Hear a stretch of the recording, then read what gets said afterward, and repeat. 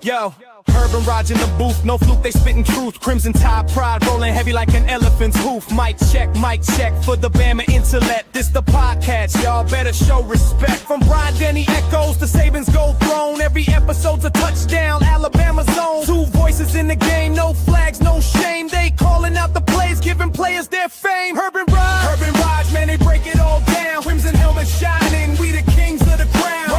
Roll tide, every week they ride. HerbnRodg Podcast, where the truth resides. HerbnRodg. Okay. What if I told you I made that? I like that. You would know I was lying. I wouldn't believe you. I know you didn't make that. Yeah. The lack of faith on this panel. Hey, man, come on. Did you make that though? No. I was about to ask who made that because I know it was. Oh man, the lack of faith. I mean, not that you guys are wrong, but the lack of faith on this panel for me doing something. So no, when he jumps in here, he can take credit for it. Oh no, I saw him earlier. Oh, okay. That was courtesy of Big Mike, who pretty much makes all our graphics and intros. So if I made the intro, it would literally be a video of me saying, "Hey, welcome to the HerbnRodg Show," and that is all you would get. So, these guys have been on so much now that they're family. For sure. That's why we skipped the traditional intro. Domo, who's joined us a couple of times, enjoyed the Roll Tide Nation family, and been on several shows over there. In the new remake of Talking Bama, has jumped in there, and then of course, Domo Reacts on TikTok and been taking over. And then Randy, who's been on so long that we have to have phone calls before Randy comes on and say, "What have we not asked Randy?" See, it's funny you say that because I sent you a message. I wasn't even sure I was going to be on this show tonight, and that has nothing to do with the company present. I was literally unclear. Like I'm like, yeah, I've just got my show tonight, and then I see the message, and I'm like, wait a minute, and I had to double check, and here I am. So I'm happy it worked out. I legit didn't know, hadn't thought about it at all. So what y'all are getting tonight is the unvarnished version, whatever that is. Just to make it clear, to get Randy on, we had to give Jimmy Sexton a call. We had to go through that process, a little bit of red tape. He cleared Randy. It kind of snapped it away from our production budget a little bit, but Herb and I will recover eventually. But we got Randy on. He's here. Raj says a little bit. I can't even afford pants to wear on the show anymore, so it's just I'm going to share something with y'all. I'm going to bust up the whole production broadcast right now. All right. I, for the first time ever, am apparently streaming vertically and horizontally over on my channel. So you can catch any of those feeds you like. Just saying. Somebody has already clicked on ours to do it. I just have it off to the side because I still don't know what I'm doing with that. So I think it's supposed to be happening, but So let's say hello to everybody real quick before we start getting into it. What up, Jay Bake? Jay Bake in the building. I think he's more pumped up than us. I'm very exhausterwhelmulated tonight. So it's y'all are definitely going to be carrying this one tonight. Georgia Bulldogs fans have already started making over. What's up, Timothy? Thank you for joining us. There's a group of you that come on to you're good, bro. Who come around and follow and support all this stuff, man. And so this is why it's always a fun show. It's always the show where I can say, hey, we're about to be invaded, so Bama, you better bring it because Georgia's definitely going to bring it. Kind of like on the field. So we definitely appreciate them. Well, I'll tell you what, I didn't know I was going to do 2 shows tonight, but I am actually thankful that I'm here tonight because I am just looking forward to the Edirath of Friday, and then my soul will be light. I can feel good again, and we'll be ready to go for Saturday. Yeah. I'm ready for it, sir. Yes, sir. Very well done. I'm over there like, all right. Sir, I still got to get mine in too, so I'm working on it. What's up? Please do hit the like and subscribe. It's funny, we've been steady. It's almost like we're at a 1 sub a day.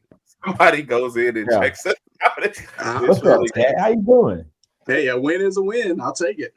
Yep. Cat said roll tide. And like we said, Big Mike, we appreciate you, sir, especially all the behind the scenes stuff and getting everybody ready. Mike will be on tomorrow, 6 p.m. Central Standard Time. And Randy, y'all are still doing Powers Hour at 7 tomorrow. Is that correct? 7 Central. Well, I don't know.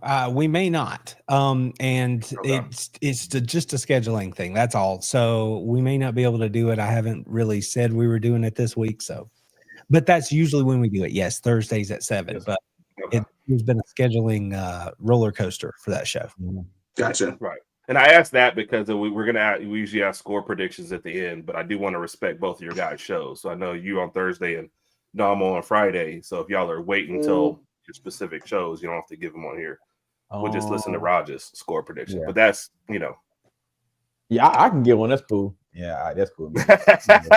Now, last time we had Domo give them on 2 different shows, the scores changed between shows, though. So are we going to have that issue again tonight? We have to audit you like last time? Hey, listen, I promise you, I have my final score. I have my final score in Monday. You know what I'm saying? So we good. I'm sticking with the same score.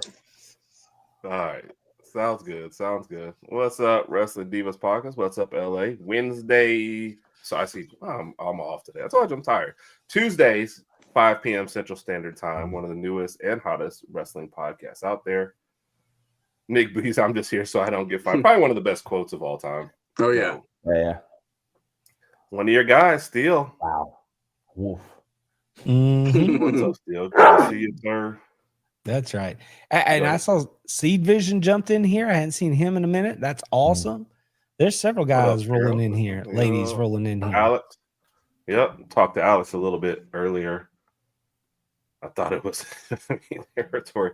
We love everybody here. So we love everybody here. Thank you, Kat. Make a gift day. I honestly took this to mean like make some babies versus like make a gift. So I didn't know what this was exactly. What's up? What up, Steel? Kind of ran into a couple of you guys. Thank you for doing this. Let me, I'm gonna get into the first little bit of a topic, and then I'll keep going through the comments so know everybody because I see it's kind of jumped up there really well. The CFP stuff came out again, and Domo, we'll start with you because it seemed like the Alabama hate was like way bigger than anything else. Yeah. Were you surprised at the move to 9? Yeah, I was. And this is correct, Carol. Y'all know because I had said it earlier in the day. I said, man, they're not gonna move. We're gonna stay there at 10. We're not moving past Notre Dame and all. And so then when I seen number 10 Notre Dame, I said, wow, there's no way that they made that change. But it seems like to me that they corrected a mistake that they made. What was it, 2-3 weeks ago? And they knew that it was a bad idea to have Notre Dame ranked ahead of us. So they just went ahead and corrected that mistake. And hey, appreciate that. So yeah, man, I was surprised, man. Yeah, I was definitely surprised. Yeah. Randy, were you in that same boat? Like which one overrode itself? The fact that Alabama or the hatred for Notre Dame? Which one was, or did it matter to any of you? Did you kind of just look at where Georgia was and say, okay? Yeah, honestly, I had stuff shaking last night, so I just was like, Georgia's 3, right? Yeah, okay. And then after the fact, I figured out, wait, Alabama moved, Notre Dame moved, whatever. Honestly, I thought of it when I heard that. I thought it was more about the Notre Dame cookie crumbling than it was Alabama. I mean, I felt all along that Notre Dame shouldn't have been that high, or at least not in front of Alabama. So, it's one of those things that. The fact that they fixed it, I'm like all good with it. It's sure. And if it turns out to where Miami jumps in front of Notre Dame, I mean, it's going to be, it feels inevitable that they're going to work it out to where Georgia's going to play Miami. And the way that would happen is if Georgia wins, right? And then Miami goes to the Sugar Bowl to play the Dogs. So you get Carson Beck against Georgia. I think the universe and the CFP have a plan. But we will see. Right. I don't know. But the rest of it, I mean, I don't pay that much attention, honestly. I'm just being real with you. When we get to the end, then I'll look and see who's playing who. But until then, I'm not caught up in the drama really. But it's one of those situations where, and I talked about this after in overtime on my show tonight. Alabama going into the weekend, they even if they win, clearly they're moving up and they're going to be fine. If they lose, they should be fine. If for some reason they go out and pull an SMU from last year and just wet the bed and it goes sideways, then there's a chance they don't get in at all. I can totally see that happening just because of where they are. So, but I don't expect that. But I mean, I want to just say they're in regardless, but I don't think I can say that. I think if it went horribly wrong, I think Alabama could get bumped. Yeah. I think out of your four, Alabama blowout, Alabama close, Georgia blowout, Georgia close, you cannot have the Georgia blowout to not, to give you that argument. Yeah. No, for the record, I think this is a it'll be a very close game, just like last time. That's just what these games are. If you look over the last 10 meetings, example, there's one or two in there that were not. The rest were like 1-score games. So there's no reason to expect this isn't going to be a 1-score game. So what would you guys consider to be like a blowout? Like a 17 plus 35, 14, something like that. I would consider that a blowout in this type of game. Yeah, like 3 scores. So it could be 17, it could be 21, whatever. But if it gets to 3 scores. And there's different kind of blowouts. If it's a 14-point game, but you were never close to that 4, you know what I mean? Or like you score late to tie with them. But yeah, I put it at 17 and up, if the final score. And then it could be worse. If this game ends like 17-0 and you lose, to me, that's even worse than, a 27-10, just because it sounds like you didn't even take the field.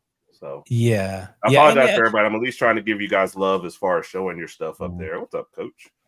That's why listening to Texas this week and Sarkisian try to make their case, they're like, it was a 4-point game in the fourth quarter. And I'm like, and then what happened? And he's like, it got away from us. And I'm like, let's tell the truth. What happened was Georgia drove the ball, explosive plays, scored. Then they stepped on your throat, and then they scored again. They did what they wanted. That's what happened. So there's a difference between, like you said, a 17-point margin that got away from us at the end and what happened to them in the span of 6 minutes.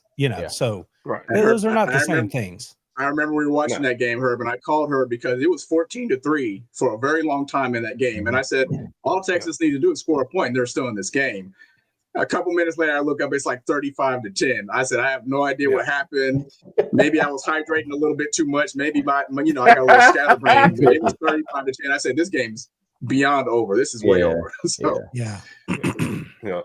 And that was the thing. But in our breakdown of the game, I said Texas's only chance in this game is to get out early on Georgia. When it was, down at half, I said, okay, this is over, because they're going to be better in the second half than you are. So that game was not ever particularly like close. The defense just held it down for a little bit, but no, you never got the sense that Texas was about to win. We were really saying, can Texas stay can they make the scoreboard look good versus is Texas going to win this game?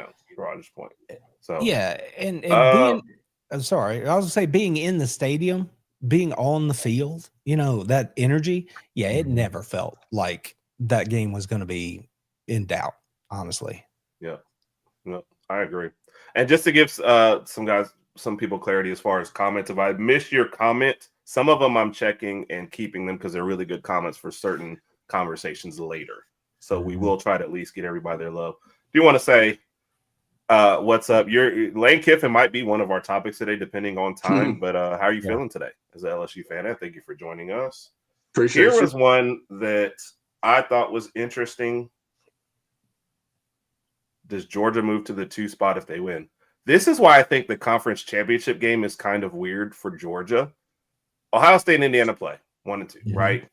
If they lose, but it's a really close game, field goal game, there's a chance they keep them both at 1 and 2, to where Georgia would have just stayed 3 anyway, right?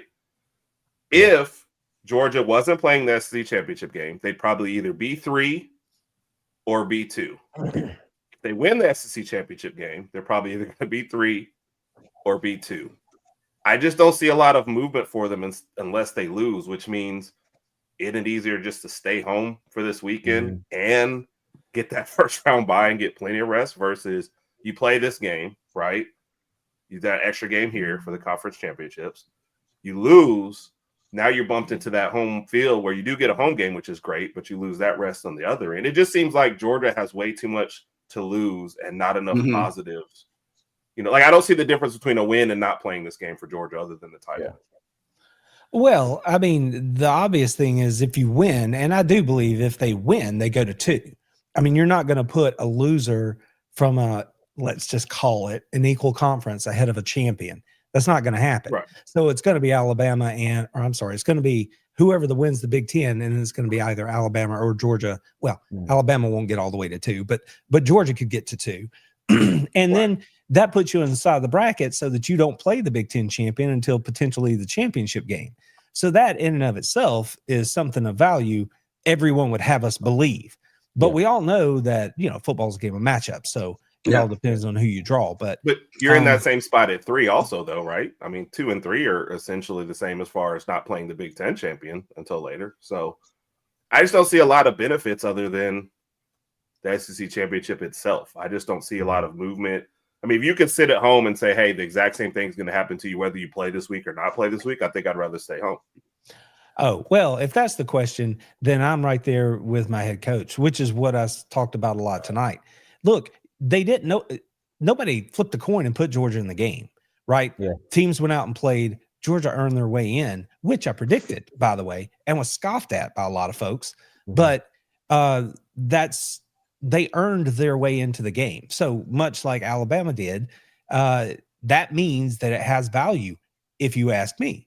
And it's rare that you get an opportunity to play for one. And when you do, then by golly, I want to go win the thing. So, I mean, if we don't win it, then the consolation prize is, like you said, you're sitting there at 5, maybe 6, and you get a home playoff game.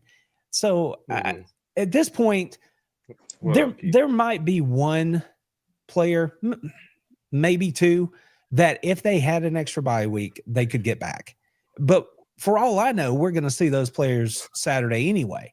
So the injuries that we have that are more severe, I don't think that bye week is really going to make that much difference. They wouldn't be ready anyway. So, I mean, just based off of reading the tea leaves. So, I don't know. I just know that to me, being a Gen Xer, the SEC championship is an extremely important game, and I absolutely want to go win it and be able to say that, you know, we are the back-to-back conference champions and the best conference in college football in the first 2 years of a 12-team playoff.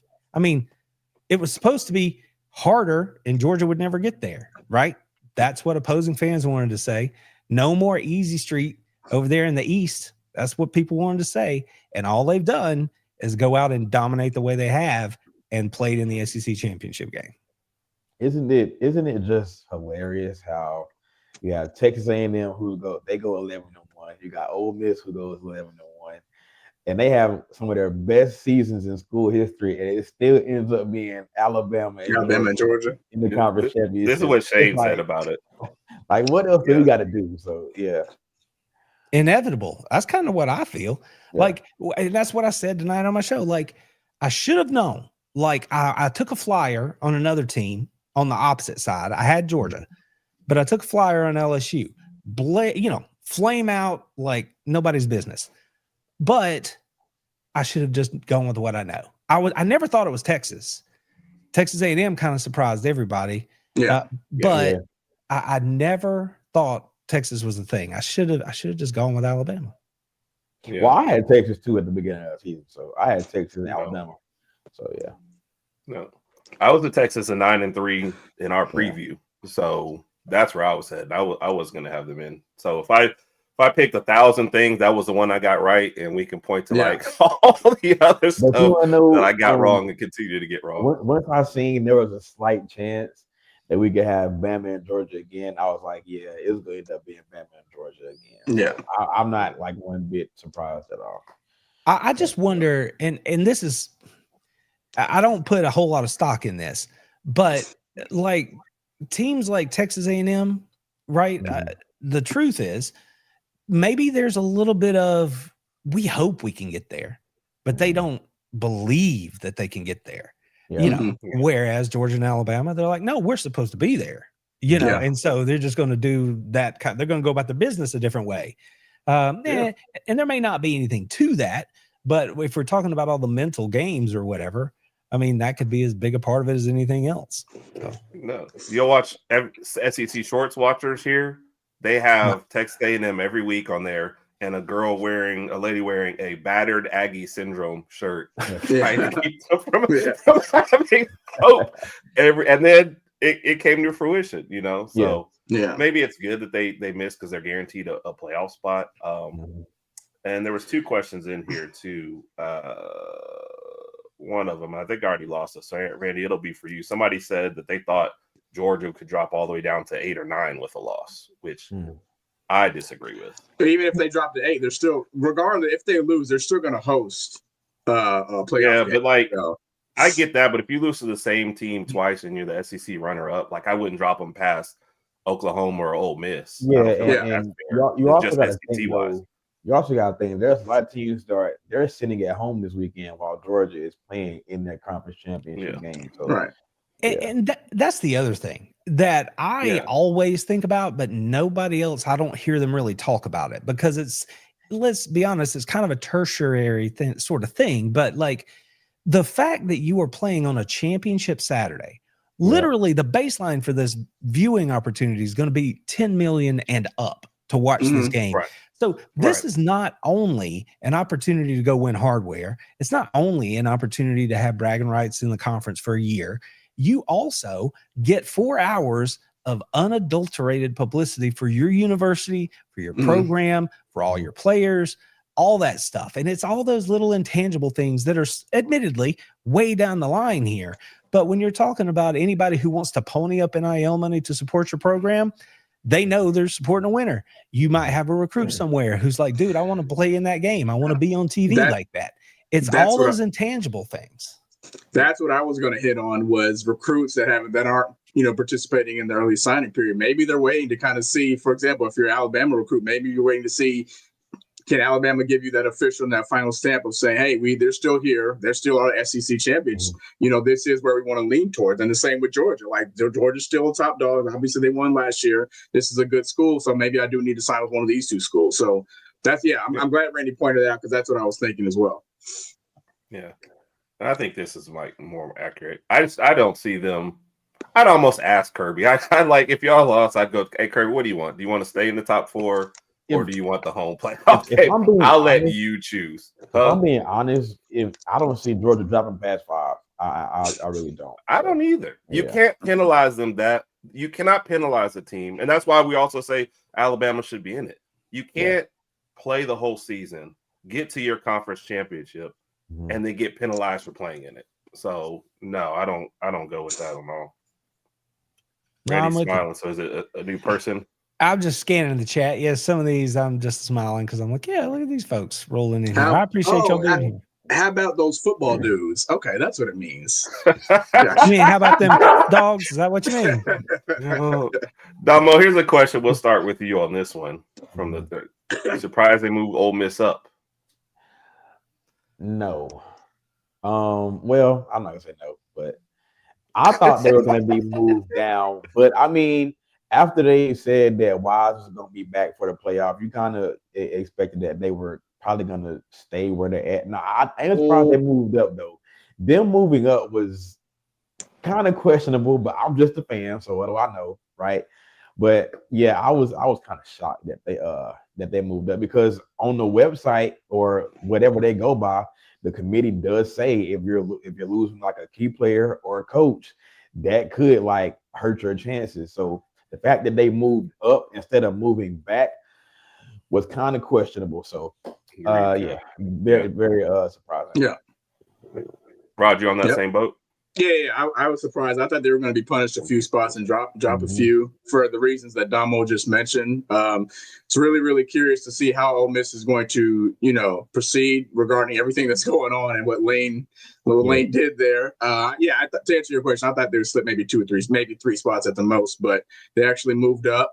Good that they got their offensive coordinator back for their playoffs. Again, I don't know how far Pete Golding could take them, though. It'll be really, really curious to see who they play and how far they can go with that whole situation going on. Yeah. The Pete Golding part is very strange because Bama fans are either totally against him or totally for him. There's no down the middle as far as that go. Randy, I see you shaking your head. Are you have a weigh in on the Kiffin thing, or was it kind of not really. I mean, I kind of thought they might just stay where they were. I didn't want them to be punished, but I could see if they did. I certainly didn't see them moving up. And I would caution and just say, remember, hold your water. We still got one more of these to do. So that might all move a little bit. I mean, when the guy sat up there the other night and said, look, even if you're done with all of your games, you could still move up or down. And I was like, all right, I don't even know what we're talking about. So they're just making it up as they go. I don't have a lot of faith in the committee anyway, Randy. Yeah. Well, I think, and this one was funny because I read that LSU had told Kiffin he could coach, and then Ole Miss said no. So now LSU is just to this one. They're going to pay Lane like he's coaching Ole Miss. So as far as they go, he gets all his bonuses. That's crazy. Which I think that was a very smart move. I like that move by Ole Miss. Like, nah, if you don't want to be here, you can't coach them. Yeah, I back Keith Carter. I back the AD. Again, I'm with Dom on this. Like if you think about it, Rodg, listen, if they would have let him stay and coach in the playoff, right? The playoff was gonna last like a month or so, right? So that would have given him more time to tamper with the roster and the coaching staff to try to bring more people along, because he already took the whole offensive staff, and some players or whoever's gonna leave. So I think that was a very smart move by Ole Miss. I feel like Lane knew what he wanted to do once Brian Kelly got fired. That's where his mind was partially. Of course, he couldn't talk about it or speak about it in any fashion, but he knew that was the job he wanted, and it was only a matter of time. And I fully support what Keith Carter's decision. Again, to Damo's point, if you want to be here, then you want to be here, and let's just move on. But if you don't want to be here, bye. And what he did was he tried to create some sort of damage control by maintaining Pete Golding. He said, we need to keep as many people in-house as we can, keep the defensive coordinator, just promote him, see how that works out. And we need to keep some players. And again, to Damo's point, if Lane Kiffin stays there, I guarantee you throughout practice, hey, man, great catch. You can do that in Baton Rouge, right? Oh, yeah, okay, just let you know. Also, Roger, you also got to think about it. Okay. Think about how those players would have even viewed him, though, in practice. Yeah. Think about you being in practice and he's telling you something. And you in the back of your mind, you're like, hey, you leaving anyway. You already right. So why would I even listen to what you're saying right now? So yeah, I think they were very smart to promote Pete Golding. So that way the committee can't say hey, they don't have a head coach, because at least the guy they promoted is someone who's been there. So that was a smooth also. Yeah. I'm with it. And go ahead, Ross. Oh no, another reason, just to go back on something, I remember back when Saban retired and there were names floating around, as far as our new head coach, and Lane Kiffin was one of these names. I was always opposed to that unless he was going to be our offensive coordinator. I did not want him to be our head coach because I based on the track record, I didn't know how long he was going to be here. And some of his, not necessarily his play calling, but some of his antics on the sidelines and things like that, I knew some of the people in Tuscaloosa may not necessarily be a fan of, and I didn't want us to even get into that type of situation. So again, if he was going to be our offensive coordinator, I was fine with that, but not head coach. Mm-hmm. Yeah. And I think that's how it was. And I think, Raj, we were one of those, always said that. So, and by the way, Bama basketball up 5 with a minute left and the ball. So we might actually, we went from way up. We were up by 19 at one point. So yeah, it's been all over. All right. So, yeah. All right. Let's give Mike a little love here. Go ahead, Rain. I'm sorry. I was going to jump in on basketball. I don't know what Georgia thinks they're doing. out here leading the country and scoring offense and winning and stuff. I don't know what that's all about. So I'm gonna have to give that a month or two to settle. Let it simmer. See if I think that's for real, because I'm not so sure. We'll see. We'll see. Non-conference stuff is always hard to tell, because I think one of our worst non-conference slates is the year we went to the Final Four, and then like our better teams flame out. So it's like, it's great for early tests and early excitement, but sometimes you just never know until you really get into the grind. So, and we'll go into that. LSU versus Ole Miss. Oh yeah, we're looking forward to that. And, well, you know what? Sadie's here. We'll give Sadie a little love, and then we'll show Mike a little love. So. And that game is in Oxford, isn't it? Well, good morning, guys. Lots happened. Yeah, we lost the Iron Bowl, but that's old news. We got a new coach. So we got Alex Golish. I'm excited. He's saying all the right things, of course. It's real early and everything, but he is making moves. He's bringing coaches with him. Not sure what's going to happen on defense yet. I'm hearing different reports. We should know today. Obviously, National Recruiting Day is tomorrow, or National Signing Day, sorry. And so we should know more tomorrow, because recruits need to know who's on the defense. Lost a couple of recruits already, which is normal.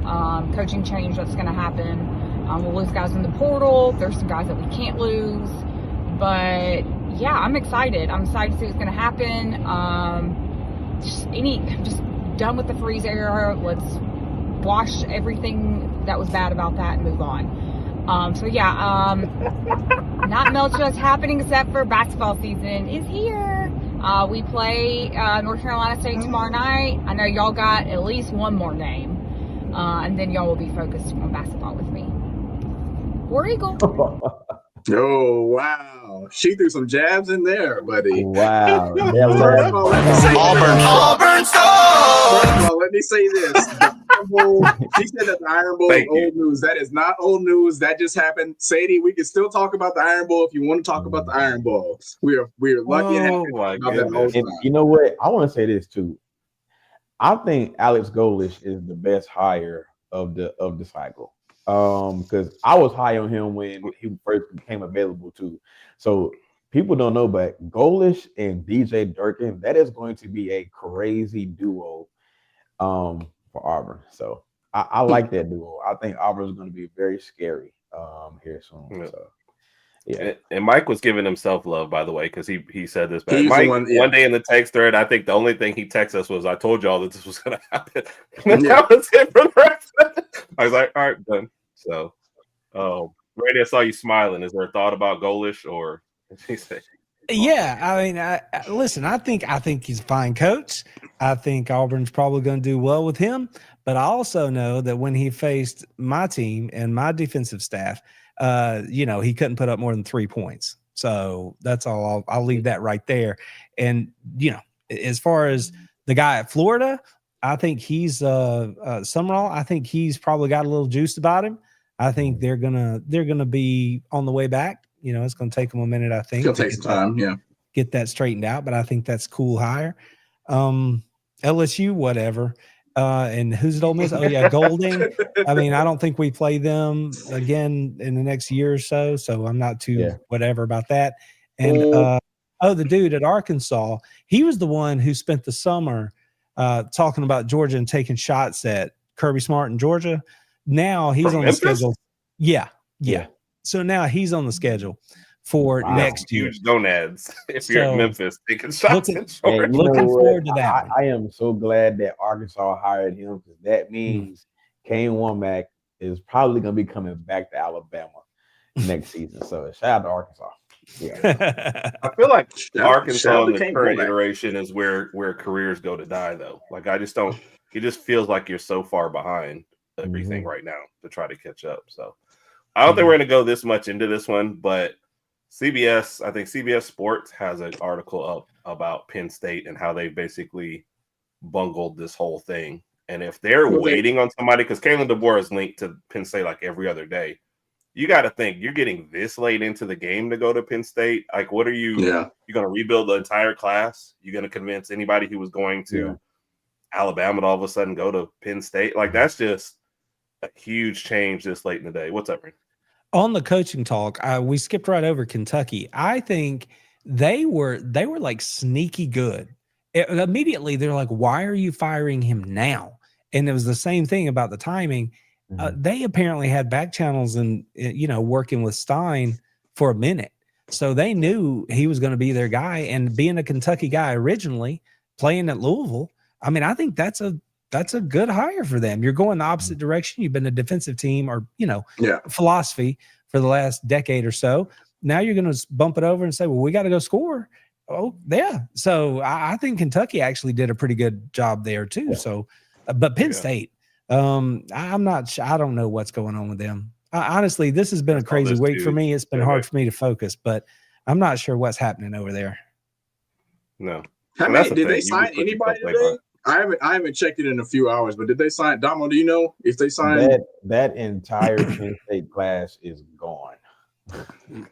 Like half of the class either decommitted or they flipped to Virginia Tech. Virginia Tech, yeah, they put the Virginia. A lot of people are with you, Randy, on the sign. Yeah, I don't get it either. Like I said, it's so late in the game now. Yeah, what are you doing? You're gonna try and cobble together a recruiting class and then pull a Dion and get everybody from the transfer portal all of a sudden? Hit the portal, man.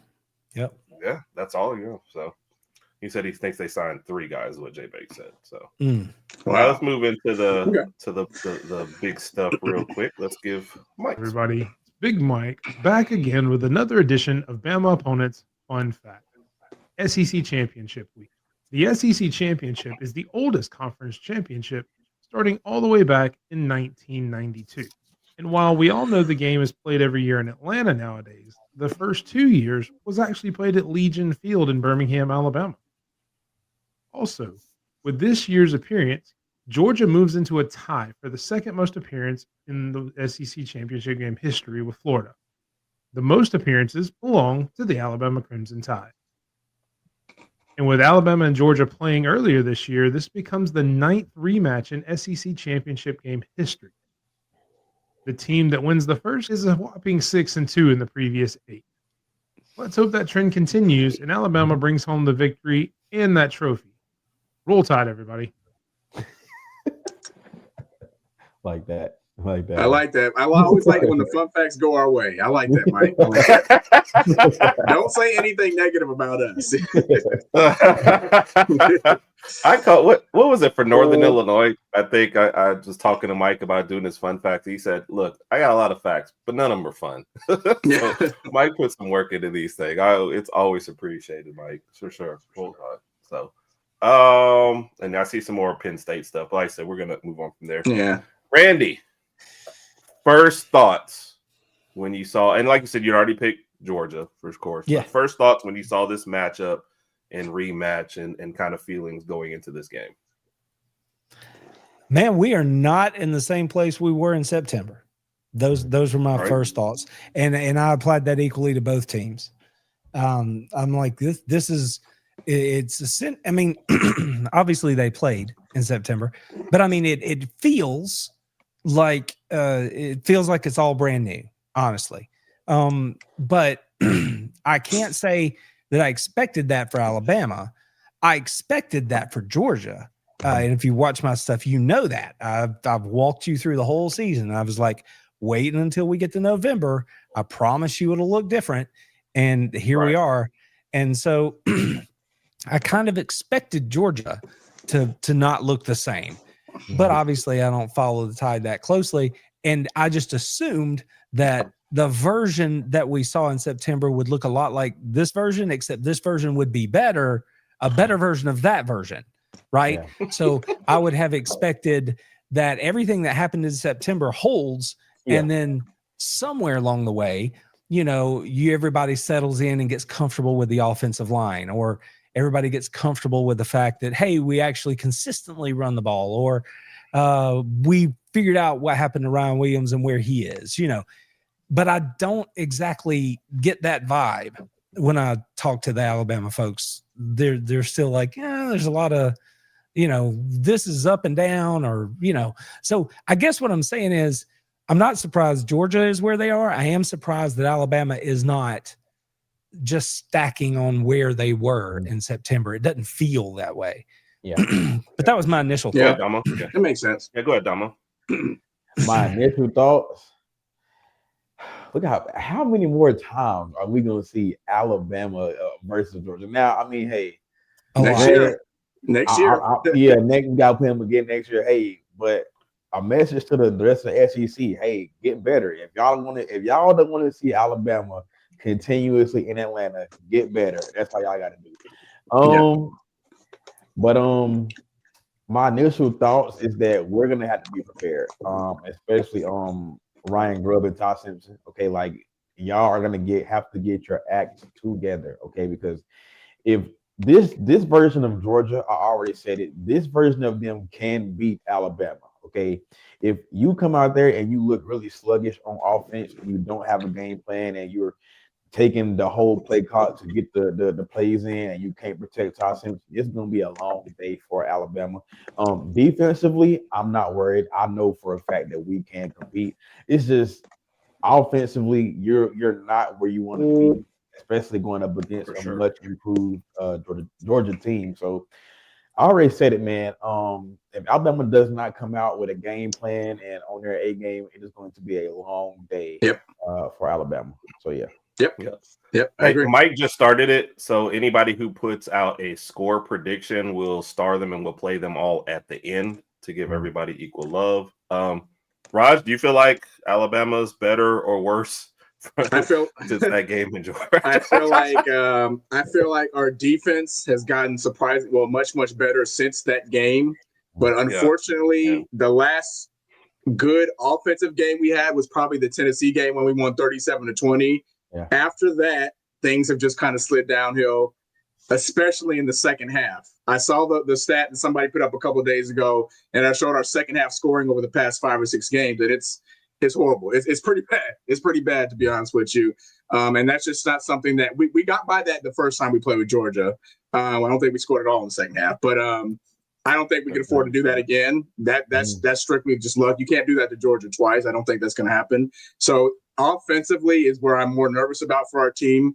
We're going to have to get some sort of production in the second half. And I'm not saying Connor Talty come out and kick some field goals. I don't want to get it too risky, but to get some touchdowns. We need to get some touchdowns in the second half. Other than that, when you look at the stats, especially defensively, Auburn and Georgia, oh, Lord, I can't believe I said that. Alabama and Georgia are right there as far as points per game, overall defense. I think Oklahoma's number 1 right now. We're 2, and Georgia's right there on our butts right there. So defensively, the teams have just gotten much better. But for us, if we can get that offensive kick in the second half, I think we'll be okay. But it's still going to be a close game. Yeah, definitely. 2 or 3 people asked about LT Overton. We just kind of found out today, so I don't know that anybody has. I think he practiced yesterday, but he's listed as out for the game. No more Bama practices. We lose more people to practice than we do the games. And something about Cam Dewberry out.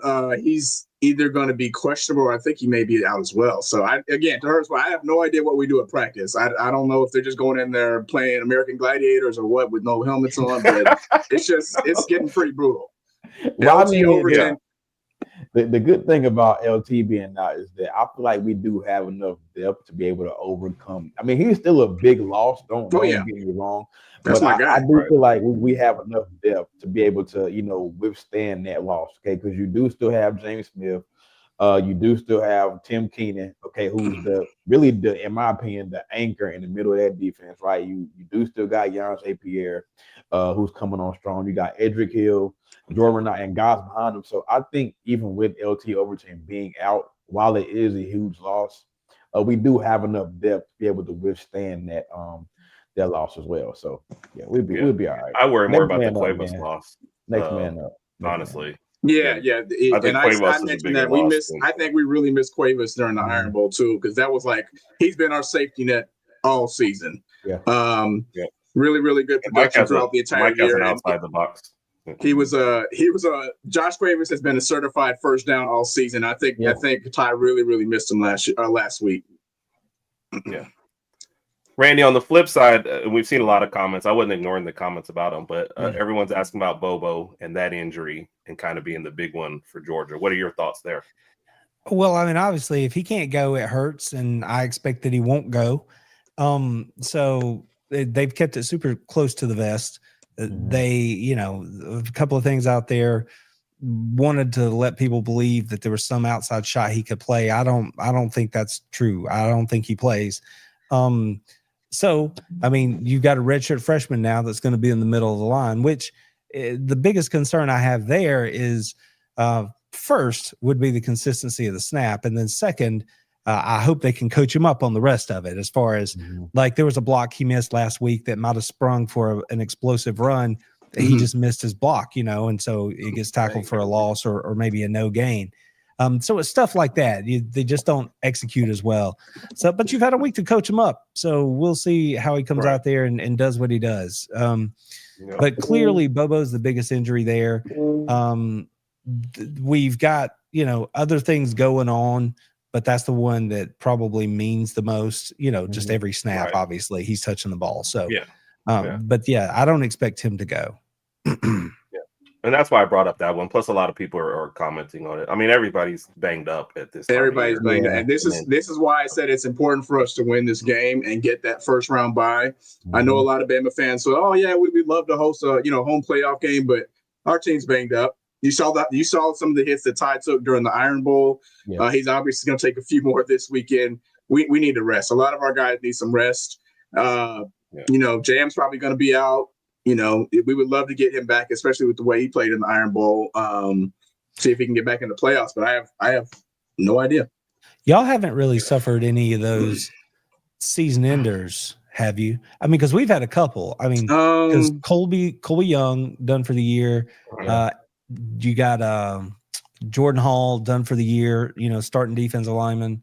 You had a tight end who broke his leg early. I mean, if Georgia plays into January, maybe he could come back. But it's just one of those things where Georgia's had 2 or 3 guys that they just had to put on the shelf, and it sounds like Bobo's going to be there too. So, I'm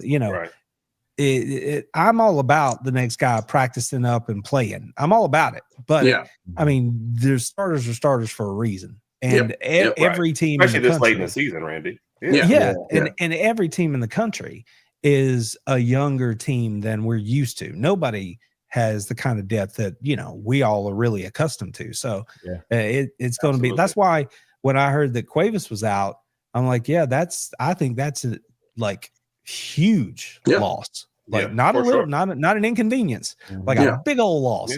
And so, cause they haven't been consistently throwing the ball down the field all year.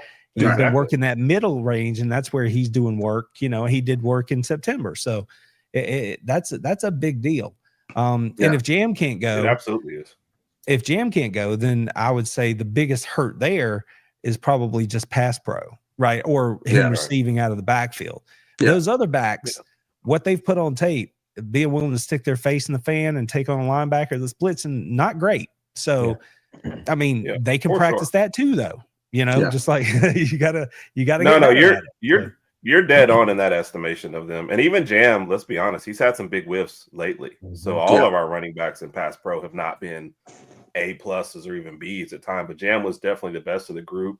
Receives all right out of the backfield. Your best receiving back's probably Riley, and he's out too. So it's kind of, you're shifting a lot of stuff before. He's got like a broken jaw. So by the way, I didn't skip this one, Riley, but you called us the Sooners, so that kind of hurt a little bit. So I don't know if you're just throwing them into the game or you just forgot who we were. But a lot of crimson on the screen. There you go. There you go. Oh man, playing on one leg. Oh yeah, talking about Brailsford. So I was kind of surprised that he played as much as he did last week. I thought he'd be out. So. Well, I don't think he played that much because he did leave the game at some point. And Brandon Mark took his spot for a couple reps. I mean, he eventually did get back out there, but he is battling a lower body injury. So and yes, Kirby's belt. Jam returned for that game in Athens, and obviously he had, they eked out 100 yards and pass pro was good, and he had that big catch on 4th down there late in the game. So he made a difference when you mean 100 yards total rushing. Okay. Yeah, total. So I know he didn't, but I thought he did well rushing for sure in that game. But is Hale out for the season again? Is that what we're saying? I didn't think No, earlier Randy asked if we had anybody suffer any season injuries, but Hale suffered his last year, and we thought we would see him some this year, but we really haven't. So to answer Randy's question, we got one. Domo, correct? We got one. Beeman. Beeman got hurt. Oh, Jeremiah Beeman. Yeah, Beeman. He's been out for a minute. Yeah. That's really the only season injury that we really have. So, yeah. Yep. All right, Randy, we're kind of coming to the end of it. Let's get a quick breakdown for you on what matchup do you like better, or do you just like them both? Georgia's offense versus Alabama's defense? Or I feel like the answer, Georgia's defense matching up with Alabama's offense. It's funny how the sands shift right at the end, right? Because last Friday I would have said I think I like Georgia's offense better as a matchup, probably. But now, I mean, obviously Bobo's out. I still would probably lean offense, but the defense has, I mean, they've improved in a lot of ways. Like, that's a top 5 rushing defense in the country now. I think they're 12th or 13th nationally in total defense. If you can get Georgia, you're still going to get them in the pass game, but they've jumped 20 some odd spots in pass defense over the course of the last 5 or 6 games. So they're up at around 50 somewhere, which is still, not where you want to live, but it's enough to where if the two things are working together, your front 7 and your back 7, you can kind of navigate that. But I would probably go with the offense just because I have faith in that run game. I have faith in what Gunnar can do. I think that's, if I was going to judge it, that's how I would go. But with that said, Alabama's defense has gotten better. Damani Jackson, he's not playing as much for you guys, and I think that's helped your run defense. And there's a couple other guys you're getting back, so I don't know. There's a whole lot of loggerheads here from where I sit. That's why I think it's going to be real close. I think it'll be a 1-score game, probably somewhere around the spread. So 3-4, something like that. Yeah, no, I agree with you. Oh, and somebody did ask earlier. No, I don't know of an injury to Ty Simpson. They asked was his back or something hurting, but not. And he just got hit in the iron ball a few times. So, but I don't think it was anything, too serious. But he could use a break. No, same question. Where do you feel like the matchup advantage lies for Alabama? What would you rather see? Our offense versus their defense, or our defense versus their offense? Oh, go ahead, Randy. What's up? And he may want to address this part too. I really do think that when you have teams that are evenly matched like this, a lot of weight sits on the shoulders of the coaching staffs. And Alabama's coaching staff out-coached Georgia's in the first game.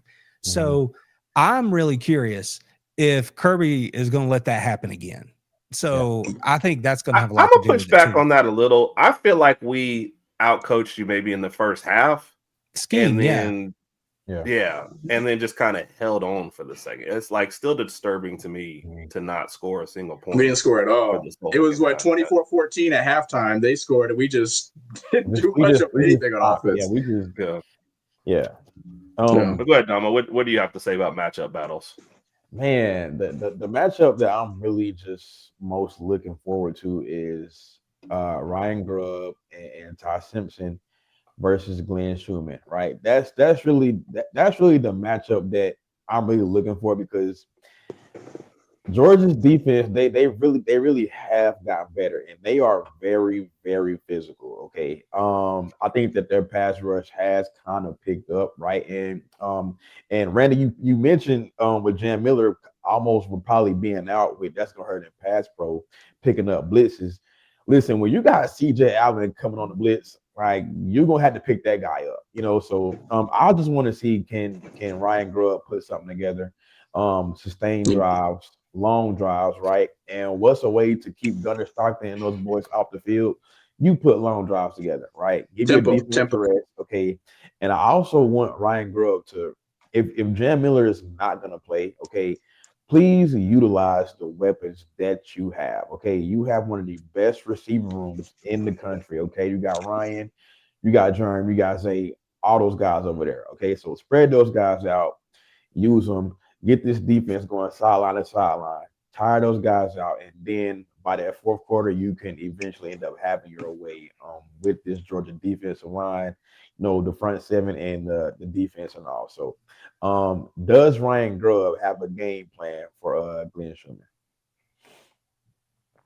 What's that? I'm kind of with Keith. Unfortunately, I'm kind of less on Grubb. I feel like sometimes Grubb is like, all right, midway through the third quarter, I'm calling this one play. And he will ignore everything that is going on to call that one play. And we could be like, hey, man, we run 10 of the exact same play in a row, and it's got 5 yards of pop every time. But he's decided, well, at this point, flea flicker. And we're like, I don't. Why don't you run the regular offense? It was working. Georgia's been playing with 9 people on defense for this whole series. Like, just keep running that same play. And he'll go, nah. That's my one criticism of Grubb is the trick plays that he tries to run. The timing of these trick plays is just it's just not at the right time. And the flea flicker we tried to run with when we played Auburn and Ty took the hit, I was like, no, we don't need to be doing it. We've been running the ball pretty well this whole game. Let's just stay focused on the run game. We don't need to do anything fancy. If you got a nice 21-point lead or something, I don't mind seeing something like that. But let's just stick to what works and go with that. No, you got. And what really it kills me is it's 3rd and 2, and you're running the football down Auburn's throats. Why are you lining up in the shotgun? Right. On 3rd and 2, 3rd and 1, and throwing the football. That's probably the first game that all season that we've been screaming as Bama fans, run the football. Just run the ball. And then that moment you don't want to run the football. Right. Man, listen, I don't get it, but hey, I'm just a fan, so what do I know? Yeah. That's all. He did, but via way of the NFL. So he came to here for a second, then he went to the Seahawks for a year. They fired him. And then they basically had to beg that man to come here because all reports like him and his wife. We got some good barbecue in Tuscaloosa. Come on, man. Yeah. Any final score predictions? Get them out there. We'll post them. Randy, I didn't know if this was one of yours. Timothy asking about the lack of tight end use. I don't recognize we've already him. Stated. It's good to see you. Okay. Overthinking the lack of tight end is a legit concern, possibly. Well, there's no recruiting concern for Georgia. I mean, Georgia just rolled in another 2 or 3, 4 and 5 star tight ends today. So that room is deep and it's going to stay deep. And Todd Hartley is just doing his stuff out there. So, and as far as usage, if this is about Georgia, then I would just say it just depends on what's happening. I mean, you've seen it this season. You've had weeks where Oscar Delp has a big game. You've had weeks where Lucky has a big game. We've even seen the young kid, Elias Williams, get the ball come his way, and he's taking advantage. Yes, yeah. So Georgia's using the tight ends. It's just, what are you going to give us? And they take whatever they get, and that's how they try to move the ball down the field. So I don't think that's the case for Georgia. So I don't know about Alabama's situation, but I don't think that's Georgia. No. And we have, and that's why I asked if it was yours, because I thought we were already saying, like, look, our best tight end was getting heavy usage. You know what I mean? Yeah. And we have 2 freshmen on the roster that we really like. They're just, Cuevas is our best. We're not going to undersell it. But we end up having like 6 or 8 tight ends because of injuries and going for 2 more in the portal. Go ahead, Randy. I just saw where Tim says he's new here. Welcome, Tim. Welcome. No. We're happy to have you. Thank you for joining us. And I missed that after his question. So, Tim, I didn't know. Like I said, I just didn't know if it was an Alabama question or a Georgia question. But no, I feel like both teams are recruiting well. And like I said, we have them on the roster. It's just Cuevas has taken up so much of the time before. So, okay. So we see plenty of score predictions. Go ahead, Randy. Well, I know that there's a lot of questions. I know. Was it college football something or other? They were rattling off all kinds of questions. So I don't know if you've got them set aside, but there was a bunch of stuff in there. Just wanted to bring that to your attention. College football. I think I started clearing. So college, if you're still around and you want to repost something, we got a minute. But no, I see way more of the score stuff. Yeah, because he was the last person asked about the tie stuff. Yeah, I mean it's college football news. Is that what it is?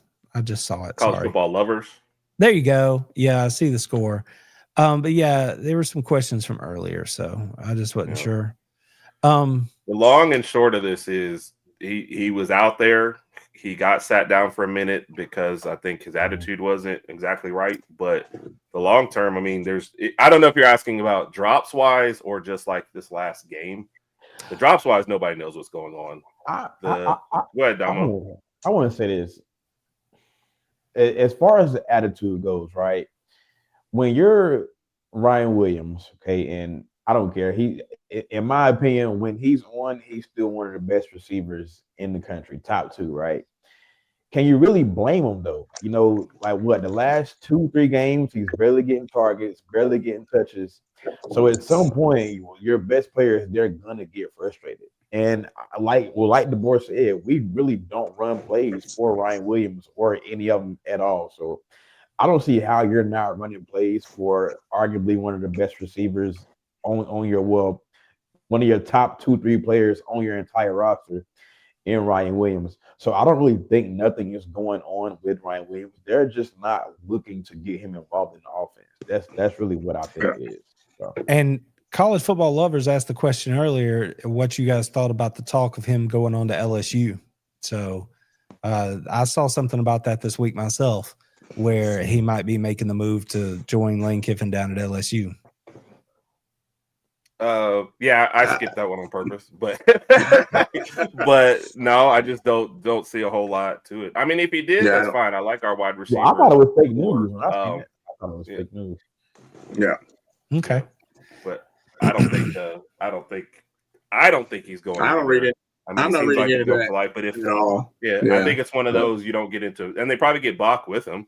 So if that's the splash that he wants to make, I think that's great. But if that's who you want to tie your future to, I mean, look, he's an offensive guru. You'll probably put up great stats, but you'll be done. I guess maybe you'll make the NFL, and I guess that's the ultimate goal. So maybe he moves from there, but I don't see him going to LSU. So yeah. Oh, I don't know. That one I just did. Yeah. Just out there. I don't know. I mean, I do think though that Lane is one of those coaches that does. He's like, that's a get him guy. Get him the ball. Oh, for sure. I do think Lane's that kind of coach. He'll draw them up for players. Yeah, which I think is good. And to Damo's point, and then somebody just put on their dumb coaching. I do think you do have. That's kind of like what I think. I think Grubb says, "Here's a play I'm going to run," and he doesn't like look at who's on the field to run that play. Because if you have a play and you got one guy going long, one guy coming across the middle. I don't want Ryan Williams coming across the middle and Jeremy Bernard going long. But that's what we'll run sometimes. And I'll look and I'll go, these are not matching to skill sets. These are kind of like Bill O'Brien used to do that a lot. Like, this is the play I just want to run. Yeah. I don't really care. It's almost like a pro thing. I'm going to run this play because I got all these guys who are the same. Like, no, we have very, very different skill sets that you need to mix up some stuff and do and scheme some guys open. And I just don't think we do that. Yeah. Well, I mean, in September, obviously Ryan had to shop for a big ball, right? Didn't happen. But then he came back later and made a couple of big catches, but that was September. And here we are in December. So I get that it's a different scenario at this point. I agree with this, Keith. Yeah. I would not be surprised if Lane makes a play for him. I do think that you see Ryan Williams get involved this Saturday, though. I would be surprised if you roll out there again and he has no targets, no catches in this big of a game against this big of an opponent. So I do expect Ryan Williams to get some targets and some catches this Saturday. I said it on the show tonight, man. I expect the 1989 49ers to show up against my Bulldogs Saturday and the 85 Bears to roll out there. So that's what I'm expecting. Yeah. Do you know what I said? The best thing that happened to Alabama going into this game was the first line that they released, and we're the underdog. And it's like, that's the only time that we've seen the coach and play and everybody's intense. I was like, okay, if we were ever a favorite against Georgia, that's when I'd be worried. So, yeah, I don't like that. I agree. Ryan Williams loves the spotlight. So yeah.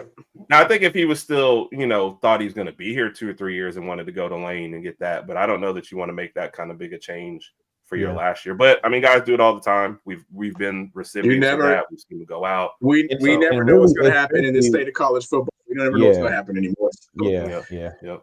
And actually, I agree with this wholeheartedly. You know, it's just how they handle it. But yeah, wide receivers are divas. That's in the NFL. Rely on somebody else to get them the ball. So a lot of NFL wide receivers are divas too. So that's just how they are. If you go back on the long list, go AJ Brown on them and terrible. They want the ball all the time. They think they're open all the time, and when they don't get the ball, they want to have a little conversation with the quarterback. So maybe it's just growing pains for Ryan Williams. But I kind of agree with Domo. I think he's going to have a big game this weekend. I would love to see us hit on the deep ball. I think we talk about this almost every week, trying to hit on this deep ball. But then every time we hit on the deep ball, we know what happens.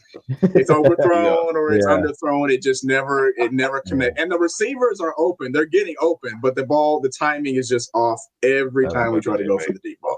With minus the first time we played against Georgia and Ryan Williams just dropped the ball. Yeah. Are you guys just announced Enrique or a guess? Go ahead, Randy. Do you have any thoughts on Georgia playing on Friday and then you guys playing such a physical game on Saturday? Are you concerned about that in any way?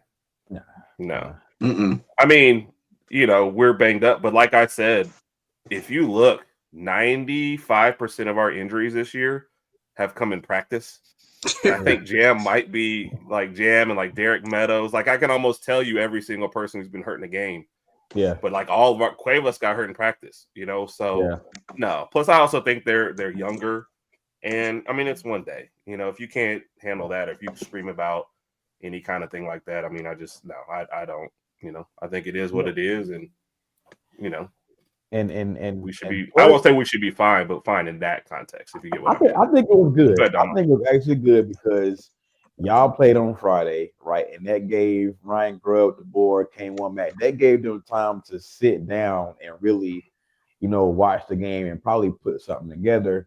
And the same thing goes for y'all, right? Y'all watched us play on Saturday, so y'all seen what we struggled with, what we're good with. So y'all put a game plan together on how to attack it. So I think it worked out really good for both teams because. Yeah. Well, we talked about who we thought had the advantage matchup wise or whatever. It's like pulling teeth to get me to pick a side there. But like in terms of keys to the game, I think Georgia's going to heat them up. I think they're going to come get him. And they have to. Often. I think it's going to happen often. And that they just are not going to let him do what he did on third down in Athens. That's just not going to happen. And the first half, Georgia was playing 10 yards off your wide receivers. The second half, they were up in the face, a lot more physical. And they asked Kirby about it after the game. They're like, what happened first half to second half? They were like, well, these are young kids. They settled in. But the more important part is that we got up and played physical with them. And when you play physical with people, it makes it hard to catch football. So I fully expect that they're not going to do it all the time. They're not going to go zero. But I fully expect that Ellis Robinson, DeMello Jones, and Dalen Everett, they're going to be right up in their grill more often than not, and they're going to be bringing extra bodies. So they're just not going to let Ty do what he did last time. They're like, we're not going to take the chance of him being that sharp again, and they're going to force the issue. And Alabama might burn them on it, right? I mean, y'all talking about Williams and these guys, it might come back to haunt them, but I just think that's where they're going to go. I don't think Kirby's going to go passive this time around. You should expect a little heat, I think, in this game on Saturday. Yep. Dama, what do you think about the reaction if that does happen? Rodg said, bring it. Bring the heat. Hey, if they bring the heat on Ty, I mean, really, you got to, because if you really watched Alabama these last few weeks, the pressure is what really rattles him the most, right? And when you get that pressure on him, and you hit him a few times, and they pan the camera to him, it's like he looks like a deer in the headlights. He don't know what to do next, you know. So you definitely got to get to him, be physical with him, and if you do that, it's going to be a successful day for your defense against Ty Simpson. I'm just saying. So you know, wearing my red and black. I had a question for you. I know my alarm just went off, so he's joking about that. Wearing my red and black, like I fully expect Georgia to come out and continue to play the run well. And if they can make Alabama one-dimensional, and then play games with Ty, I think that's the key. If Alabama is able to run the ball like they were against Alabama or against Auburn for whatever reason, then obviously that's going to complicate things a little bit more, right? It makes it more risky. But if Georgia can make them mostly one-dimensional, I expect you're going to see them getting after them pretty good. Yeah. I think we're still getting reports, but we just know something happened today for LT. Yeah. Oh, all right, today? Randy, give me. Yeah, that it came out like this afternoon that's what I told you, Randy. Our players don't get hurt in games. We lose people in practices. I don't know what they're doing. Put the baseball bat down, like no more barbed wire jumps, like whatever they're doing. We are losing more people in practice than we have in any game this season. Randy, give me one bold prediction and a score prediction for the game. You guys, you two are next, so. Okay, I got mine already. I don't know. I let the smartest guy go first. I don't know about bold predictions. I think it's more just the law of averages. But I think that Alabama turns the football over Saturday. I would be inclined to say that it's Ty Simpson that turns the football over. Thanks, Randy. I just think that's not an advantage. Not you, Randy. I was reading the comment. Yeah. Oh, sorry, Randy. Sorry. I just think that I think that's going to be the bold prediction because they didn't turn the ball over in Athens. I just think that stuff, whether it's forced or he just makes an error, I think they turn the ball over. Hopefully, we don't turn it over more. So, but that's cool. Yeah, that's my bold prediction. My score, I think it's probably like a 4-point game, maybe 5. So something like 26-21 or somewhere in there, 24-20 or something like that. Yeah. And I do, unlike last time, I do think Georgia wins this game. And again, if you go back and watch my show tonight, that video will be up soon. I'm saying it with my whole chest, and that show tells you why. But I think Georgia wins this one. There's no more of that. You got to prove it to me. I don't care about that line. I think this game's simple, honestly. When you've got teams that are this good and they're evenly matched, they're both beat up, let's call the coaching staffs a wash. What it comes down to is who is going to be the more violent team over the course of 4 quarters. And I want my guys to run through somebody's chest on Saturday. So that's where I think this game's decided. Brute force. And I believe that my guys are going to get it done. Very well said. Very well said. Go ahead, Domo. What you got for me? I'm recording this too, by the way. Like we will be playing this before your show on Friday, so no changes. I got you. Bold prediction. Ryan Grubb has a great game plan. I think we see his best.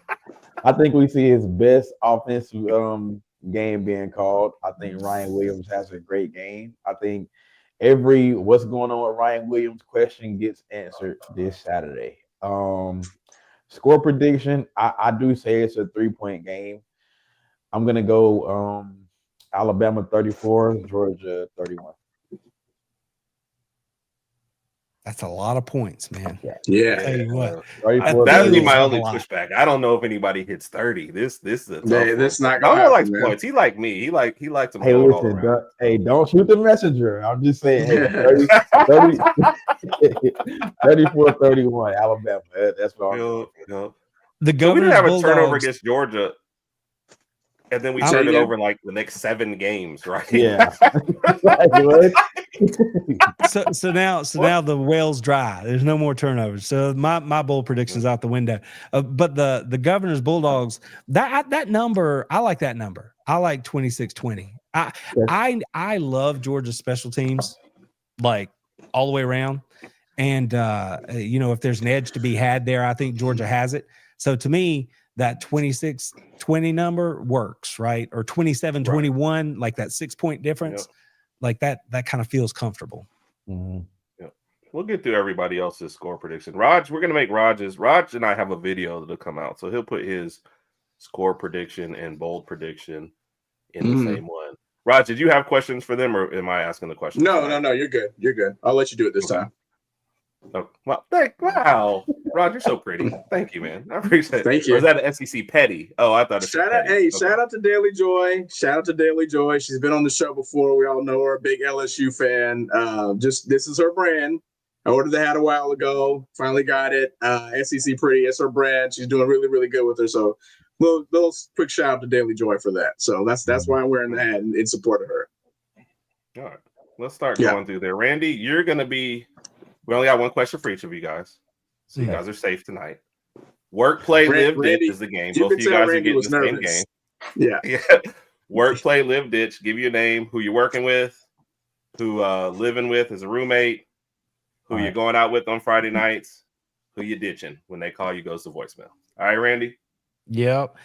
Thomas Davis, Todd Gurley. Oh, wow. Yeah, you're wrong for this, Herb. He set you up with Brock Bowers. And let's start get some scores up while he's thinking. It just so happens to be 4 of Randy's 5 favorite Georgia Bulldogs of all time. When Randy was I don't know how that happens. I don't make the list. Yeah, okay.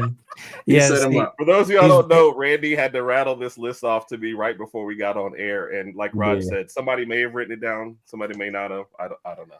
He's wrong for that. I missed. Well played, Hard. Well played. I missed the third name. Stetson Bennett. Okay. Thomas Davis, Todd Gurley, Stetson Bennett, Brock Bowers. Okay. So, some good scores in here too. I don't know if you're catching them as you go on. Randy, do you want me to wait and put these scores up at the end or let you go while you're thinking? No. I mean, feel free. Go ahead. All right. So let's see. I would live with I'd live with Thomas Davis because Thomas is a good dude and he's a family guy. You know, he was a what is the award in the NFL where you get to wear the patch? He was man of the year. That's a good dude. I want to live with Thomas Davis. So I live with Thomas Davis. I would work with Brock Bowers for sure. I mean, that's the hardest working dude that's been in Athens in a minute. So work with Brock, play, and ditch. I'm going to play with Todd Gurley because he's got all the cred and he is like kind of chill. You know what I mean? So like we can get in everywhere and we don't have to like go on a binger. Like Stetson, I love me some Stetson. He would be on my Mount Rushmore, but I'd have to ditch Stetson here because the other 3 fit their slots too well. Right. Gotcha. Did I miss one? Yep, that's it too. Well done. See, Randy, it wasn't that painful, right? No, not that bad. I don't even remember who my 5th person was. Who was my 5th person? Jarvis Jones. Was it Herschel? But no, Jarvis Jones, isn't that right? Oh, see, Jarvis Jones. That would have made it much harder if it hadn't been Stetson. If Jarvis had been in there, because Jarvis is the man. That's well. You also kicked out Richard Seymour too, though, for Brock Bowers. So I did. That's all right though. Yeah. Richard's fine with it. It's all good. Did y'all see? I saw Richard this year. He walked right up next to me. We had a little conversation on the sideline. I posted a little short clip. That is a massive human being, and he is already an NFL Hall of Famer. He's not even my age. He's younger than me. And I'm like, bro, you could go play right now. You know what I mean? Like, big old boy. Big old boy. All right, Domo. I feel like I asked you this one before, but I don't care. It's a new audience or new night, whatever. You're getting this one again. All right, same 4 categories. All right. I'm gonna try and hit you where it hurts. Wait, is live with, work with, ditch, and go out with, right? Yep. Okay, got you. Work, play, live, ditch. Okay. I already know where this is going. What? JT. I knew it. Hunter. I knew it. Herb. Okay. I knew it. And Rodg. I knew it. Okay. I'm gonna work with. And to be fair, Randy has had these kind of things already, so he's got to the point where we got to get him other places. So okay. While you're thinking, Domo, you got to put Alex Wilder's comment on the screen there because that's just too kind. I appreciate that, Alex. Where are you at, Randy? Where are you at? Oh, I'm behind. I'm sure. For sure. No. Dude, keeping up with the comments once the Georgia invasion comes off. Yeah. Is always interesting but fun. Randy, your shows are always my favorite, I think, because your Georgia folks show up. And we get a lot of different opinions. And don't get me wrong, we like the other fan bases, but the Georgia people make sure to come over here. But you look, there's no like fighting. Nobody's over there acting crazy. It's just let's go support our team and support the channels. So I told him, I'm like, I am straight outnumbered. Y'all got to come help me. So they showed up well. They always do. All right. Because Kat said this. What? I'm gonna make it sure I can clip it easier. All right, Domo, you got work, play, live, ditch. Work with, go out with, live with, and send a voicemail. You're 4 people. It's gonna be clear. It's gonna be on social media. We're gonna send it in group text, everything. All right. So and Rodg, the last person who did this, I sent it out to all the people they named in the video. Okay, so all right, so work with. I'm gonna go JT definitely. I think JT has a crazy work ethic. Live with. I'm gonna say Herb. Go out with.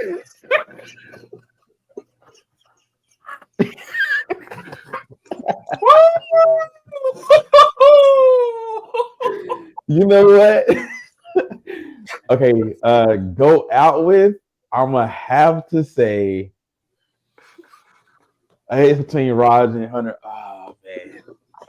Go out with. Get yourself into a corner quickly. So listen, I'm gonna go out with Hunter, right? But listen. I'm only gonna ditch Rodg because I feel like if I pick up the phone and I go out with Rodg, he gonna have us both in jail by end of the night. So that's right. That's why I gotta ditch Rodg. Yeah. Oh man, I did not know that one, Enrique. So well. Did Rodg hear me? Did he hear me? I had my headphones out. Okay, so listen. The only reason I'll clip it and send it back to him though. All right. Okay, go ahead. He said Rodg has to be home early because of the kids. That's what I was. That is true. About, that is true. Speaking of, you got to ditch Rodg because he got a curfew.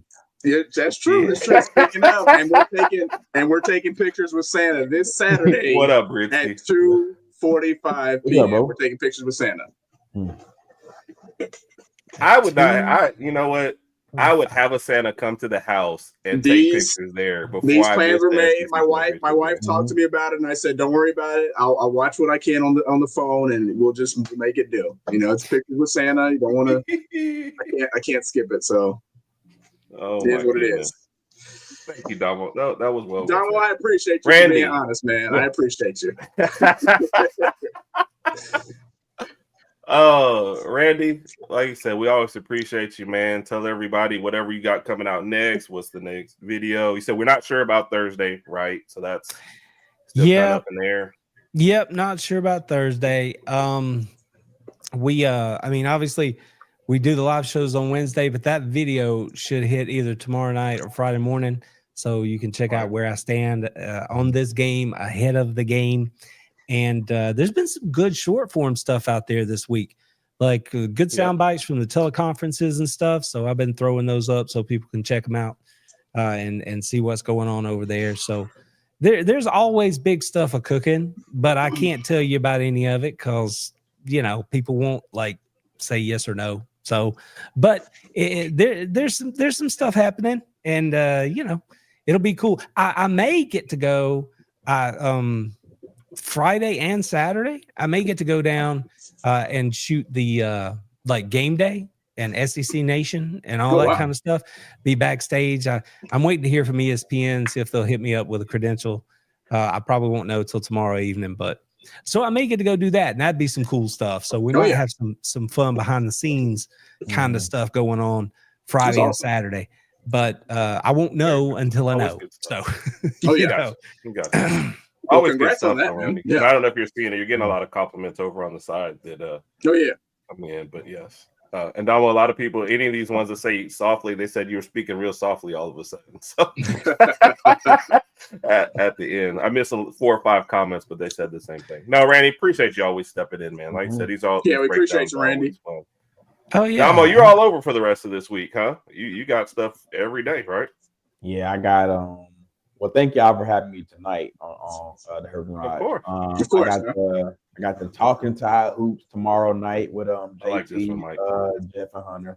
I got the Bama Blueprint Friday night with Hunter and Bentley. We will have a special guest on that, a Georgia fan, so special guest Friday night, and then I got Sunday night talking Bama with Herb and JT. So yeah, man, it's a jam-packed, content-filled weekend, man. I can't wait.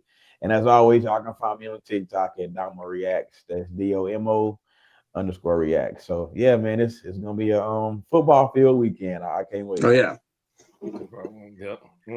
And Bransky stepped in here. He was one of the recipients of the cut from last time that we got to send out to people. So somebody called me messy. I just asked the questions. All right, last score prediction, then we're getting out of here. Hey, HerbnRodg. What's that coming down track? Okay. SEC Championship. It's the Mean Machine in red black. Gross. Okay.